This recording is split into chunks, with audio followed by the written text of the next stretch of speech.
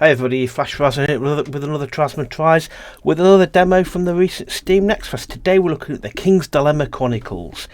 Lead the King's Council for generations as a consequence of your decision. Let's start that one again. Lead the King's Council for generations as a consequence of decisions decide the kingdom's resources and political standing.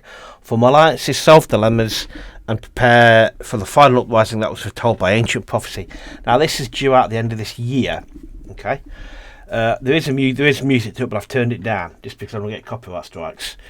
But yeah, and so is it going into early access? It doesn't say about going into early access, but anyway, this is a demo. So as I always say, things might not be finished, things might not work. It's a demo.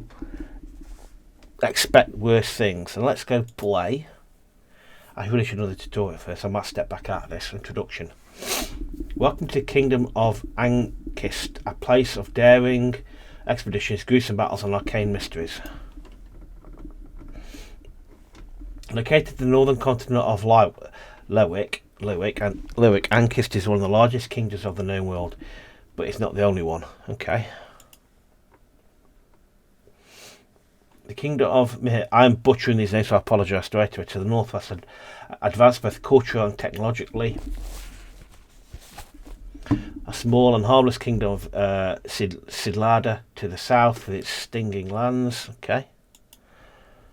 And what else have we got? We've got the Republic of Kupias to the northeast with commercial abilities beyond imagination. The Kasikian Empire to the distant east where the emperor lives in opulence while people struggle. The southern continent, barely explored, is only known for fierce ivory desert and the tales of legends shared by a few foreign travellers venturing into our lands.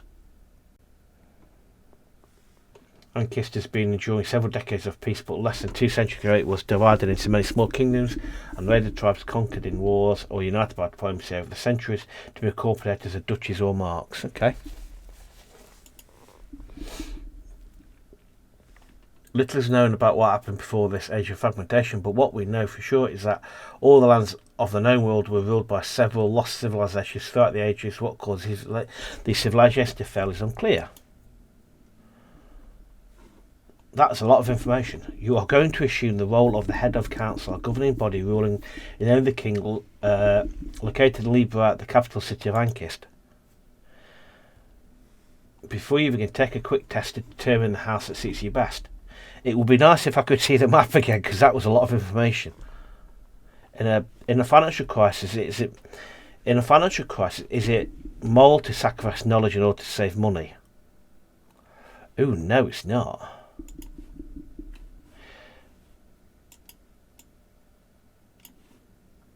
Is it okay to restrict certain religious practices that clash with established cult?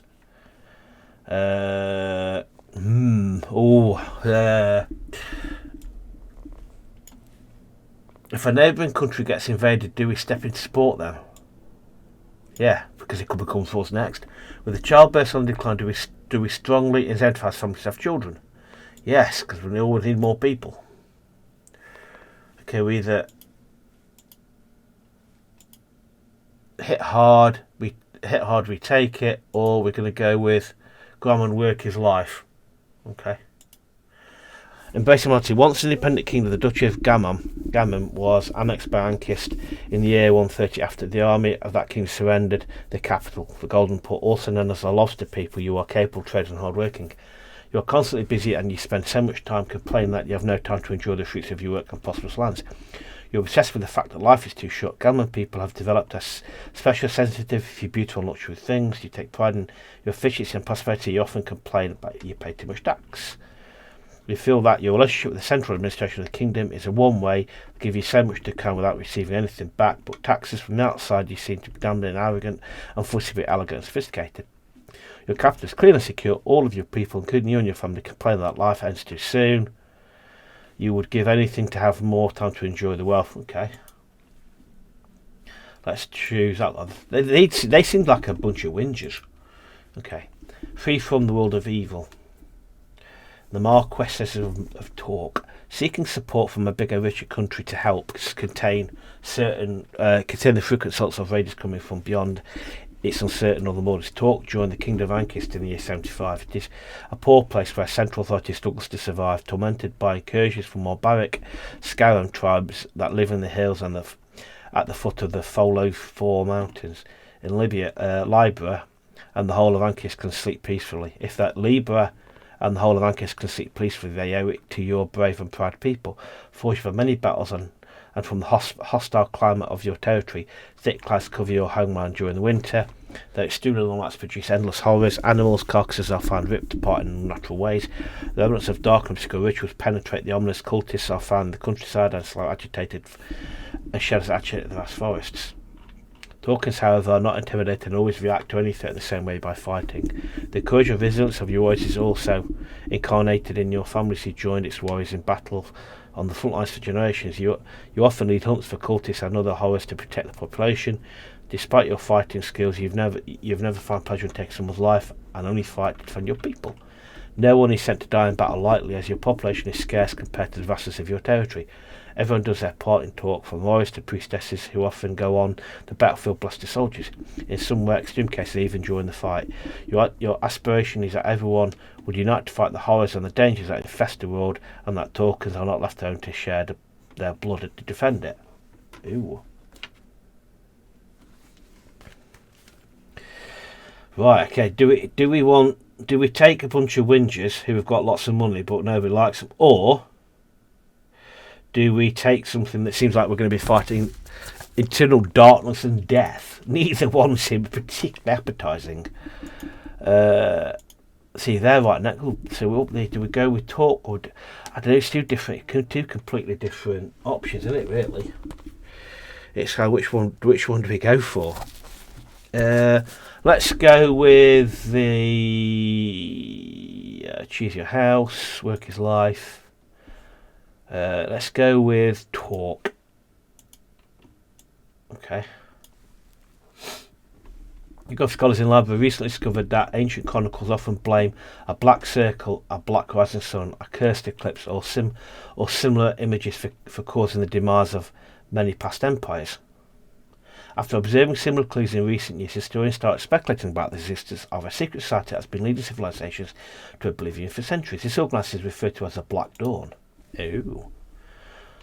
This is a very deep game. There's a lot of thought gone into the backstory. Sorry, I've got any cheers, so I'm just scratching it. Where are we? Some people think they are a force of chaos, others view them as an engine of creative destruction, some view them as heralds of a new dawn, harbingers of progress and change. Whatever their true nature is, it seems they were here before and will outlive Ankist. Some wonder about their role in our kingdom, and only time will tell if they truly are a threat. Okay. As head of the council, you have the power to shape the future of this kingdom, but the Black Dawn is lurking in the shadows. Existence is threatening and yet intriguing. Your role is to inform the king about decisions of the council, but it is within your power to alter them if you so wish, providing you have enough power. Okay. Time to begin. A new king is about to be crowned. How will the future of Ankist unfold? Begin.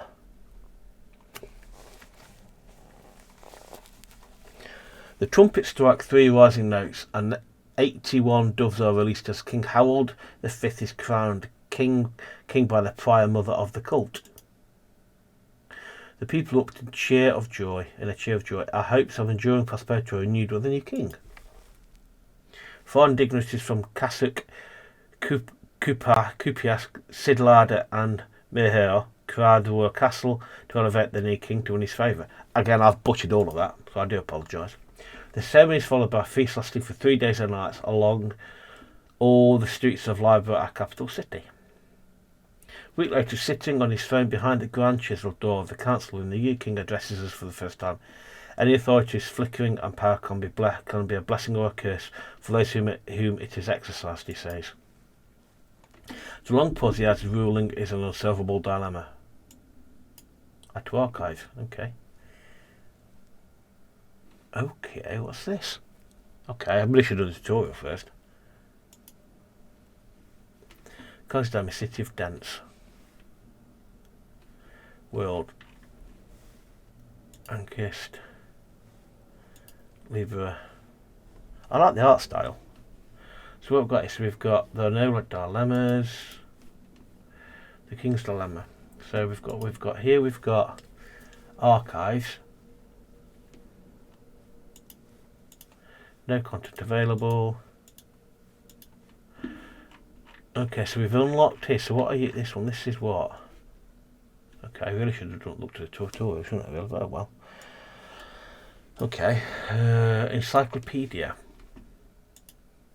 Tavankists.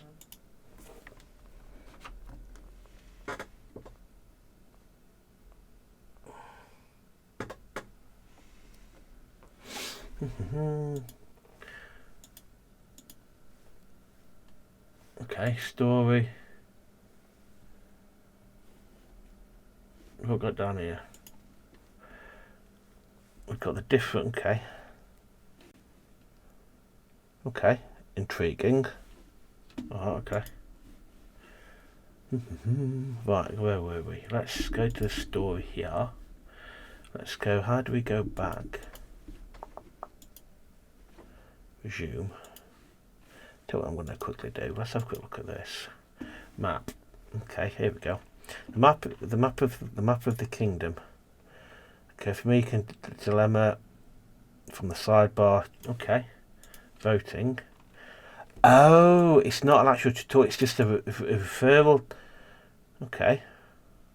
Right, power.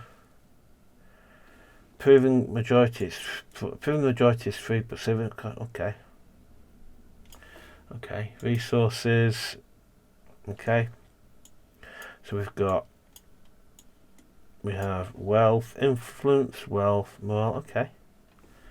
Stability. Okay, each time we use the stability marker to we'll follow it.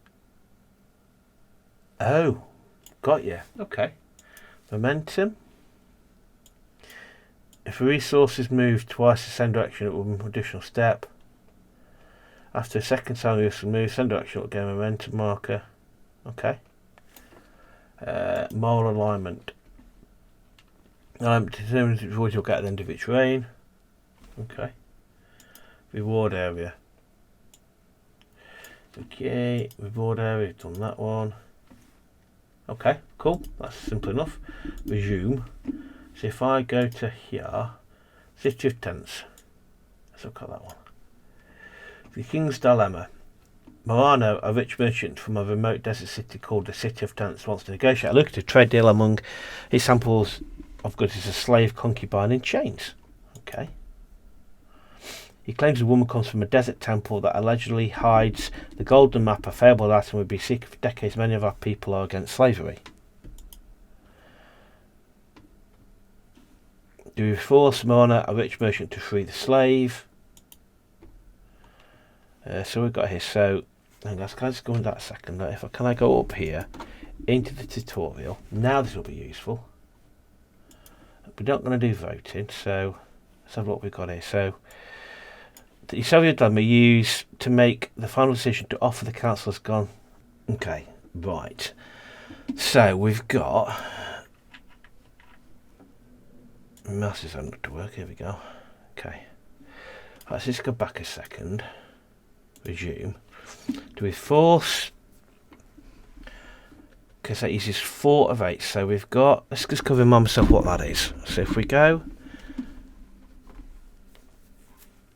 Many of our people are against slavery. The King's Dilemma. So we've got this lot are against. Do we force them to get to free a rich merchant to free? Alright.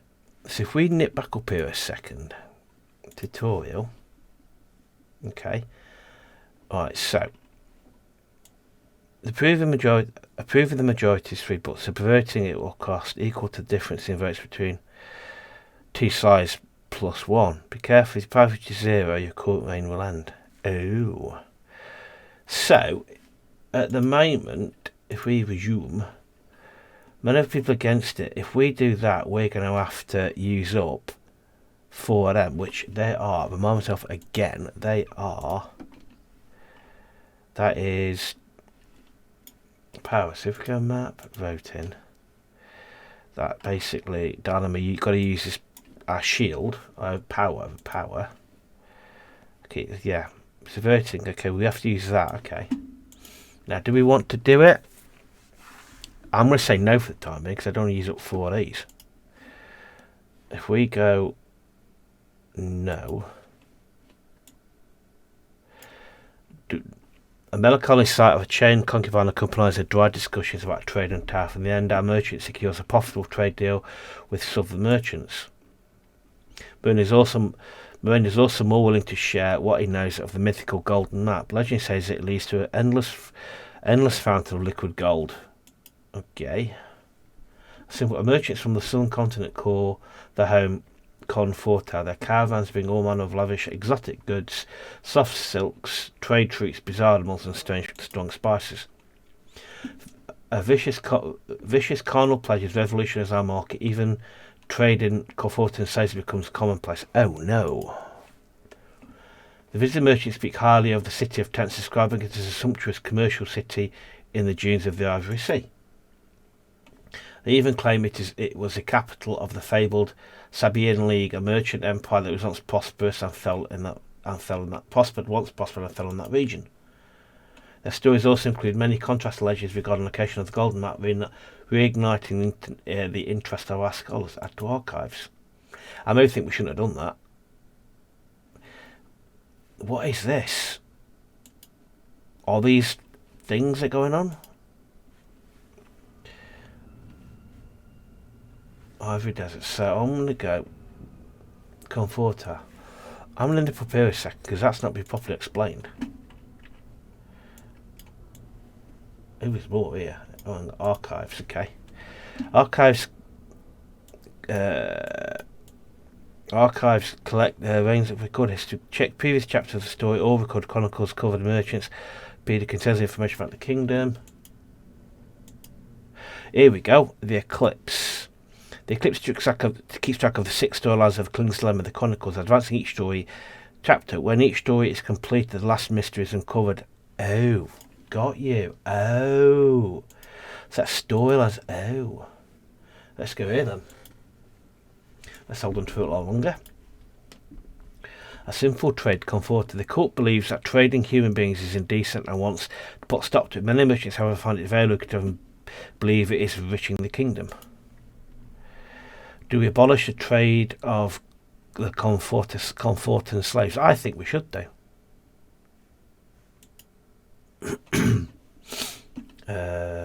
We believe it's enriching the kingdom. Abolish? Yes, I think we do.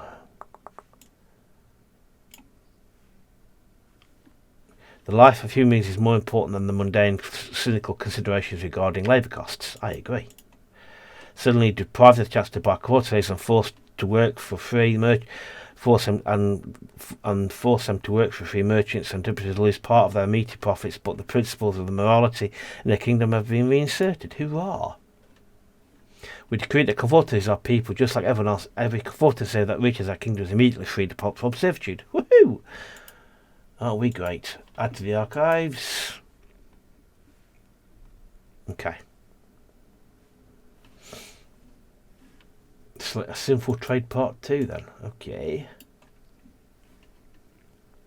A sinful trade. Among the many goods imported by Conforter traders, the most controversial is an exotic book called A Thousand Blisses. I can guess what this is about. In addition to revelations about Confortan society, it describes certain ritualistic movements believed to maximise pleasure during intercourse, which are shocking the foundations of public morality. Yeah, I could bet it is. Do we ban the exotic book A Thousand Blisses? I'm going to go no for that one, will it? We're doing the pleasure of homes, up to you. The rule against banning the book, such intoxicating freedom of knowledge, prompts wider scholarly interest in its subjects. I bet it does. Tender souls. The popularity of A Thousand Blisses gives rise to a new guild of prostitutes named Tender Souls, which takes hold in the coastal cities of Silgi and Duan and the Golden Harbour. Excellent. Okay, let's add that to archives. Comfort. Let's just nip back onto this a second. I do like this reward area. Okay. The resource that highlights the target areas to score points with a preview of your rewards based on your current resources and moral alignments. Okay. Right, okay. Reward area, that's what we've just looked at. Moral alignments. Okay, so go okay. Let's just go back to resume. So I want let's anchor. So if we carry on doing the world here, no dilemmas, Ankist, King's Dilemma 1, Golden Harbour, or we've got Libra, a simple trade. Should we carry on with the Libra's Trade Guild? While merchants are preparing their first ever expedition to the city of Tents, a group of suspicious self-proclaimed merchants enters Libra, carrying a few ancient, exotic religious artifacts made of pure gold. Okay. They're willing to reveal the origin of their goods. Do we arrest the merchants in the city of Tents and risk damaging trade? I'm going to go no again. Oh, if we do, that's saying we're going to get them, but I'm not entirely sure what they are.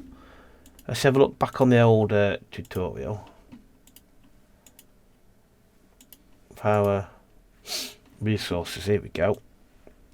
5 resources present status of the kingdom: influence, wealth, morale, knowledge. Solving a dilemma moves resources on the track as predicted by the red and blue gauges. Okay, each time the resource moves, the stability marker to the right follows it. Right, I get it now. Right, so if we select blue, it's going to move that up there, which means we've got to be careful, because if we get all the way up there, we won't bother. So we're going to go no. We're going to ignore them. Despite the deepest origin of the golden artifacts prove extremely popular, and an effigy of the mother with her daughters is bought for an obscene amount of money. Okay. The apparent abundance of golden riches in the southern fields have renewed enthusiasm in our merchants, who hasten their preparation for an expedition to the city of Tents. Seen from afar, the majestic city of Tents looks like a mirage. A white temple emerges from the clear waters of an oasis, encircled by a colourful sea of tents full of people haggling for goods. The temple reminds some of the many sandstone ruins found in the south of our kingdom. This is ruled by sand priestesses, an opulent version of the cult of the mother. We may worship the same goddess, but their lavish ways are in stark contrast with the sober purity of our cult. Not with the Book of 1,000 Blisses dot floating about, it's not, mate. The arrival of our expedition boosts trade between our countries, and news of our search for the golden map spreads among the locals. It is rumoured that the sand priestesses are hiding it in a secret temple in the desert. Okay. So we've now moved this story along. Okay, so there's the 6 stories we're moving along. Okay, I'm starting to get it now. Okay, so we've moved them up. Okay, we need to be careful of that. See if you turn to the Betrayed Guild. Let's have a look over here. Let's have a look at another one. A King's Dilemma. The Royal Marshal reports to us that 3 windmills were set on fire last night along the road between Libra and the Golden Harbour. The affected millers are asking for help rebuilding.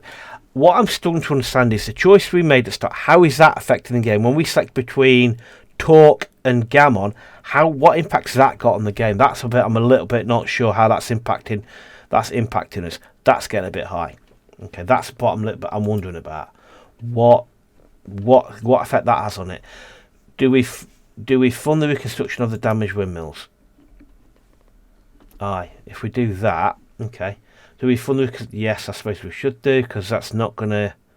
Okay.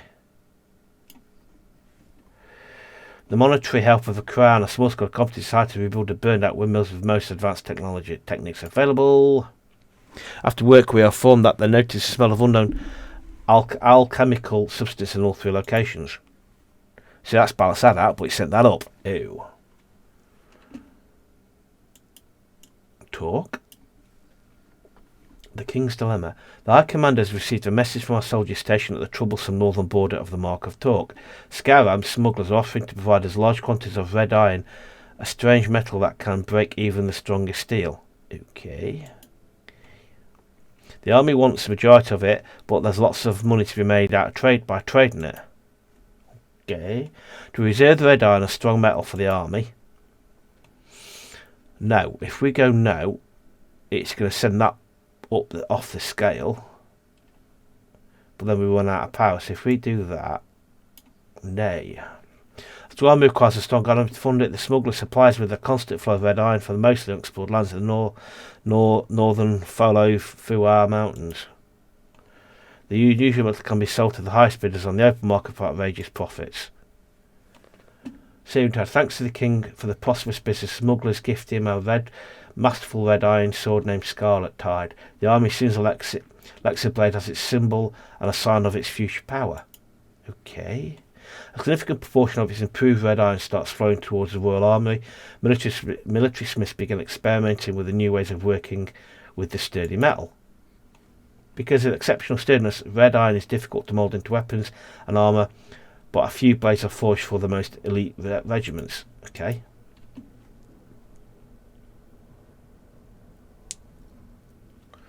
Continue.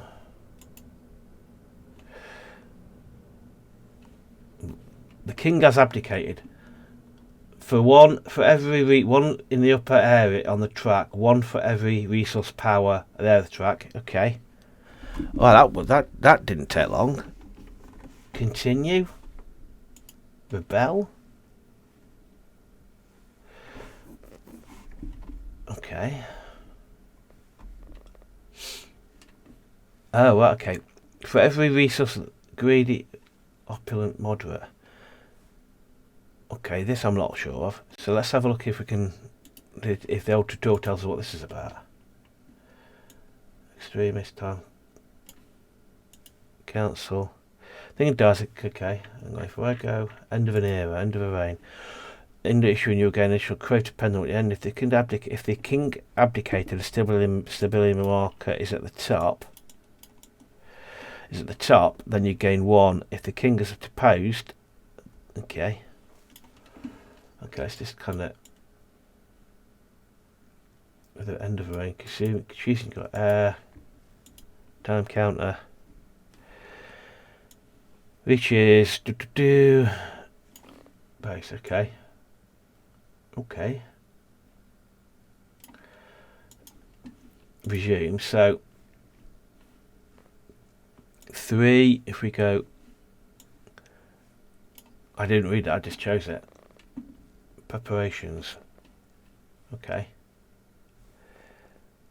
Right, okay. That was weird. So we've got that labour of tents. Okay. So I've got 5 in there, 5 in there. We've got... oh, that's what that's... let's go back there a minute. Let's see if we go down to... time counter. As we know about the time counter...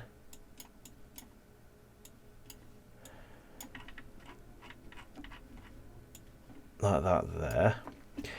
When it reaches a space identified by the king has a 50% chance of dying. Okay. It dies. Under choosing your heir. Then of each reign you have to choose a mole alignment of your heir. Cancel. Oh, I think that's what I did just say without realising it. You have to choose a mole alignment to decay. End of a reign.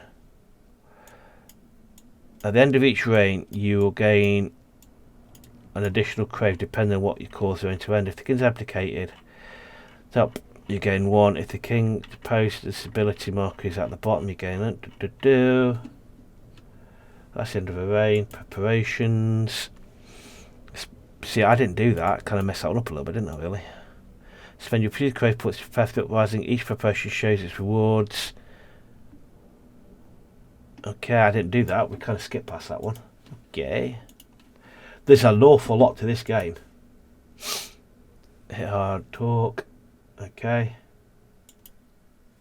Here we go. Prepare available. Build a treasury room. Lucius Life Geology.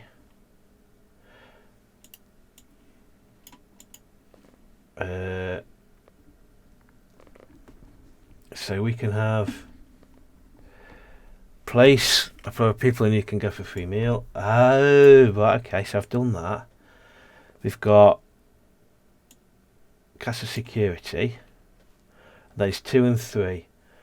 Store riches, a kingdom, a secret room inside the castle keep, or Study of a terrain around the capital in case of large structures, underground structures and tunnels. Okay. Fine, we've done that. Okay. Now, right, okay. Right, okay. I think I get it. The value of might. Let's do one more. The value of might. Lawrence, an observer from Torque, led an expedition beyond the northern border to seek red iron mines, but we lost contact with him. Some suggest that we should send a military contingent to look for him, a very dangerous quest, as it could be seen as trespassing by the kingdom of Enkhal further to the north, with whom we have not had contact for decades, whose military strength is unknown. Do we send an army to investigate the appearance of Lawrence? I think we should do. What could possibly go wrong with that decision? Do we send an army to... Or do we go no? Do we send an army to investigate the appearance of Lawrence? I think we should do. Our soldiers leave Torque heading harsh Falafel Mountains. A few days later, only a handful of them come back. Okay. Those tell that they found expeditions camp and their explore corpses near the Enkhal border, but were attacked by a handful of extremely skilled fighters bearing red iron weapons and armour. Ooh. Despite the severe numbers, our soldiers barely managed to escape. Knowledge out of tragedy. The sacrifice of our soldiers north of the border gave us insight into the Kingdom of Enkhal's military strength and the way of fighting. The prospect of further research on the subject starts our scholars' knowledge. Okay. Iron that pierces through the sky. Despite the relatively short distance contact with the Enkhal Kingdom was lost for decades. The bitter lands that divide us allow very few exchanges. And they have never had much to offer anyway, though they were a military society who considered the Akali as an inoffensive as the Scarams and the Badic tribes living in the unclaimed Bran Hills further along our border. Okay. Yet despite their small numbers, it seems they've become a threat thanks to the red iron. They must have discovered it only recently, but they mastered its harvesting and smithing much better than we. Okay. The scouts were sent even south of an impressive fortress reinforced with huge red iron plates they call the Crimson Keep. Okay then. Let's let that story ahead then. Continue. Okay. The Might of Two doing. This one next. Okay. The value of might. The trade guild in doing is prospering from the trade of red iron, but its gains fail to trickle down to the common folk.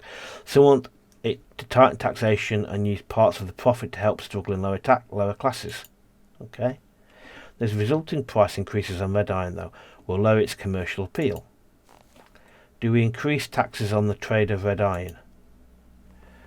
Everybody says no, but if we go no, we're going to stick to the top. We deny the request, thinking that unfettered trade would benefit the poor better in the long run. Commonwealths, however, do not share our assessment. Ooh. Okay. This one. The value of might. The first smithing guild in the southern mark of Aladdin is famous for sophisticated steelwork.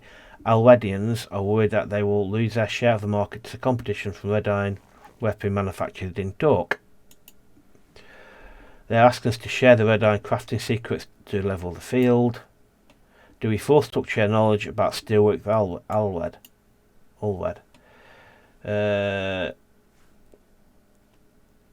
No. Yeah, let's just see what happens. That kingdom should unite its knowledge. Okay. Despite initial recalcitrance followed the insistence of the Torque Smithing Guild shared its secret expertise in red iron, smelting and crafting with other guilds of the kingdom a boon for artisans. Guild alliance.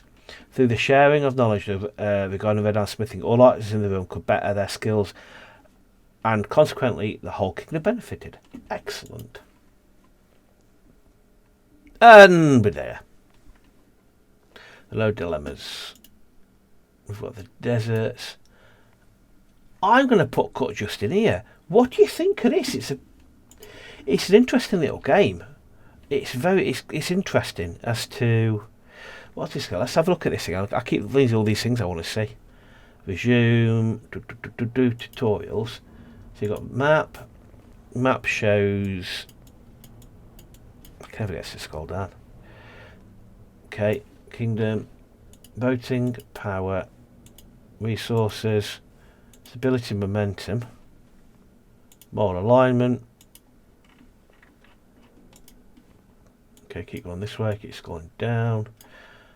Extremist, all this air, choosing your air. Okay, resume. Narrative goal. Okay. So that okay. There's a lot to look at. Let me know what you think about it. Let me know. There's a part. There's again. I like this here. I would like this as a kind of as a walkthrough to walk you through it, so you know what the most important parts are. But certainly, yeah, it's an interesting little game. Let me know if you've tried the demo. Let me know what you think about it. Let me know if I've missed anything. And as ever, just let me know what you think about it. And as ever, thanks very much for watching. I hope you enjoyed that, and I'll see you next one. Thanks very much. Cheers. See ya. Bye.